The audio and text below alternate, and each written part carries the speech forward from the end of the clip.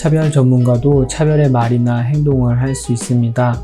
이것은 그런 의식이 그 사람 안에 내재되어 있다기보다는 오히려 그동안 의식하지 않았고 생각하지 않았고 고민하지 않았기 때문입니다. 이 책은 차별이라는 개념에 대해 생각과 고민을 던져주는 책입니다. 책에서는 스스로를 선량한 시민으로 여기고 있으며 차별을 하지 않는다고 믿는 사람들을 선량한 차별주의자라고 합니다.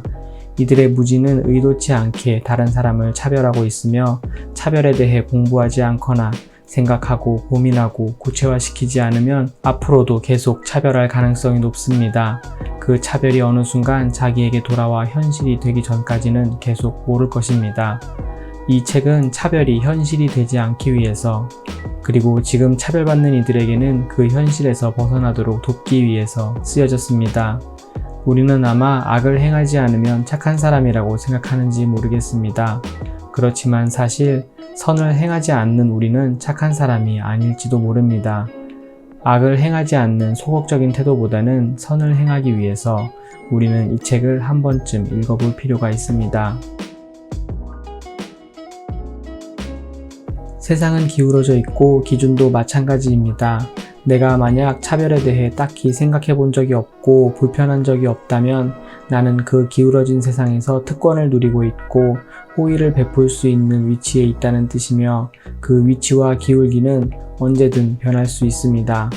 세상이 기울어져 있음을 생각하지 않고 평등을 찾다 보면 불평등한 해법이 나오기 쉽습니다. 나는 힘들고 너는 편하다. 모두 똑같이 힘들다. 이런 싸움이 되어서는 해결법을 찾기 어렵고 이 기울기를 인식하고 그 기울기에 따라서 물을 따라 헤엄치는 물고기와 물을 거슬러 올라가는 물고기의 힘듦이 다르다는 것에 귀를 기울여야 합니다. 이런 기울기는 한 사람 안에서도 복잡하게 나타납니다. 한 개인은 남성이기도 한 동시에 외국인 노동자일 수도 있으며 공무원인 동시에 동성애자일 수도 있습니다. 차별을 하는 동시에 차별을 받고 있을 수도 있는데 이 중에서는 여성이면서 다른 여성을 차별할 수도 있다는 뜻입니다. 이것은 우리와 그들을 구분짓는 경계가 객관적인 사실에 있는 것이 아니라 전적으로 주관적인 고정관념에 달려있기 때문이고 그 경계는 생각보다 복잡 다단하게 결정됩니다. 고정관념은 외부의 시선에서 시작되지만 자기 자신을 바라보는 내면의 시선이 되기도 합니다. 고정관념 자체가 사회적 정체성이 되어가는 겁니다. 지방대 출신 등의 의미가 가지는 고정관념은 범주에 속한 사람들을 낙인 찍고 본인도 그것을 본인의 정체성으로 받아들이고 순응합니다. 이런 딱지와 낙인이 사회에 많이 있습니다. 그리고 내면화된 낙인과 열등감을 가진 사람은 이 기울어진 사회를 쉽게 인식하지 못합니다. 구조적인 차별은 그 사회의 구성원들에게는 일상입니다. 노예도 일상인 시절이 있었습니다. 기울어진 세상을 인식하기보다는 차별을 인정하고 감수하는 것이 자연스러운 것은 이 때문입니다. 그래서 우리에게 필요한 것은 의심입니다. 세상은 정말 평등한가? 내 삶은 정말 차별과 상관없는가? 이런 질문이 없다면 우리는 이런 구조적 차별에 무의식적으로 참여하게 되고 또 차별받게 됩니다. 누군가 비하성 유머를 던질 때는 차별을 가볍게 여겨도 된다는 분위기가 조성됩니다. 흑인 분장, 영구나 맹구 등의 캐릭터에 웃었다면 그 집단에 비해 내가 우월하다는 우월감 혹은 상대 집단이 나와 관계없거나 별로 중요하지 않은 내가 감정이입할 부분이 없기 때문이었을 겁니다. 우리는 누구를 향해서 웃는가? 비하성 유머에 대해서 다시 생각해 보아야 합니다. 혐오 표현도 같은 맥락에서 해석되어야 합니다. 비하적 표현에도 방향이 있습니다. 위에서 아래, 아래에서 위같이 말이죠. 김치녀는 여성에 대한 억압적인 역할 규범, 조신하고 검소한 모습을 보이지 못하는 여성을 비하하는 용어이며 한남충은 그런 억압된 여성이 나도 당신을 조롱할 수 있다는 호명 권력을 사용하는 현상으로 해석됩니다. 따라서 비하적 표현은 단순화하기보다는 심층적인 차별 구조 안에서 해석될 필요가 있습니다. 이미 일상화된 차별에 더해 웃자고 한 말에 죽자고 달려들기는 쉬운 일이 아닙니다. 그러나 우리가 인식하는 만큼 차별에 대해서 죽자고 달려들어 분위기를 싸늘하게 만들어야 할 때가 있고 최소한 웃지 않음으로써 반대를 해야 할 때가 있습니다. 정규직과 비정규직의 사원증 색깔, 명절 선물처럼 당연하게 받아들이는 차별도 많습니다. 누구나 능력이 있고 열심히 하면 성공한다는 능력주의도 조건에 따라 공정한 규칙이 아닌 경우가 많습니다. 누구에게나 동일한 기준을 제공하면 평등한 것 같지만 장애인들의 경우 동일한 기준에 의해 차별받습니다. 이렇듯 우리의 능력을 판단하는 많은 기준들은 누군가에게는 유리하고 누군가에게는 불리하게 편향되어 있을 수 있습니다. 우열반도 공정하지 않습니다. 사람이 가지고 있는 다양한 조건과 능력을 고려하지 않고 성적이라는 획일화된 하나의 조건으로 대하면 불평등이 발생합니다. 청소년기에 배운 작은 차이는 눈에 보이지 않는 차별의식을 낳고 이것이 일상이 되면 공정한 차별로 받아들이게 됩니다. 백인 전용, 내국인 전용, 노키즈존, 배제와 분리는 흔한 일상입니다. 다문화는 모든 사람들의 문화가 다르다는 뜻인데 어느새 한국인이 아닌 사람을 구분하는 차별과 배제의 용어가 되었습니다. 한국에서는 대중시설의 주인이 인종, 피부색, 종교, 출신 국가 등을 이유로 손님을 거부해도 아무런 규제가 없습니다. 아동과 장애인은 다른 손님을 방해하기 때문에 청소년은 무례한 언행으로 인해 거부 사유가 될 수 있습니다.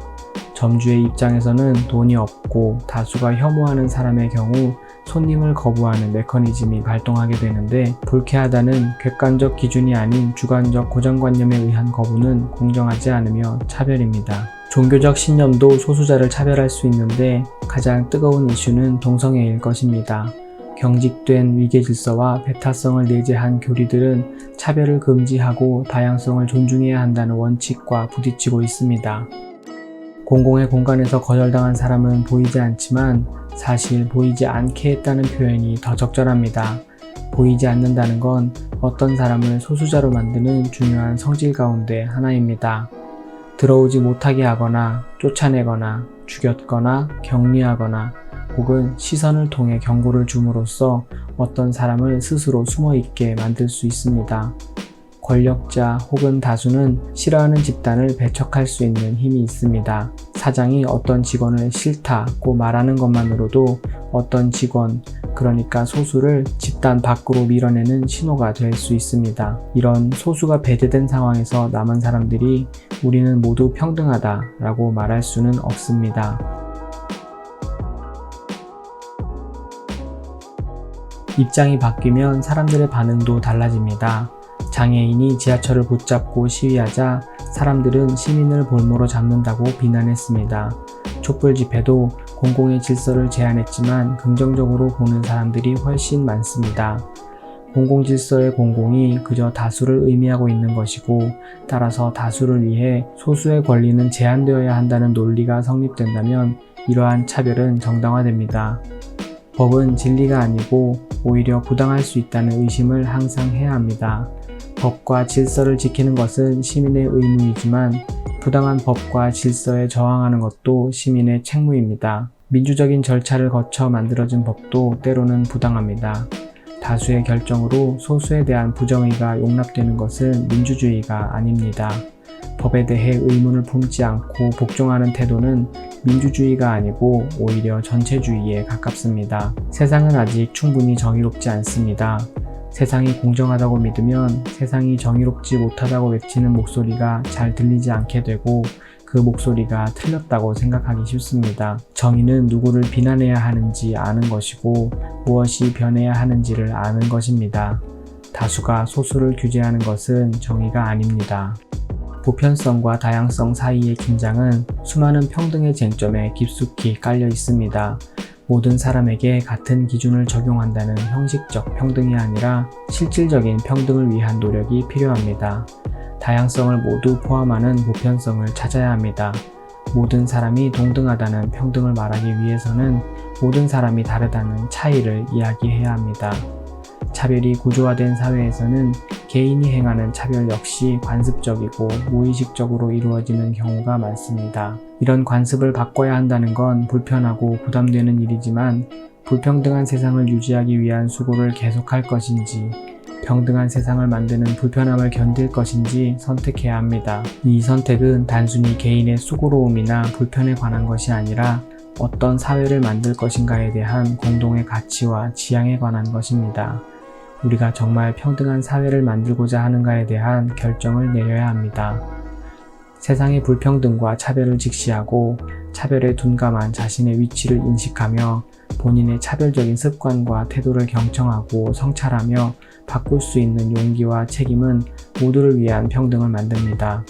그럴 의도가 아니었다, 몰랐다, 너가 예민했다는 방어의 말보다 더 잘 알기 위해 노력하겠다는 말로 차별받지 않기 위한 노력에서 차별하지 않기 위한 노력으로 옮길 수 있어야 합니다.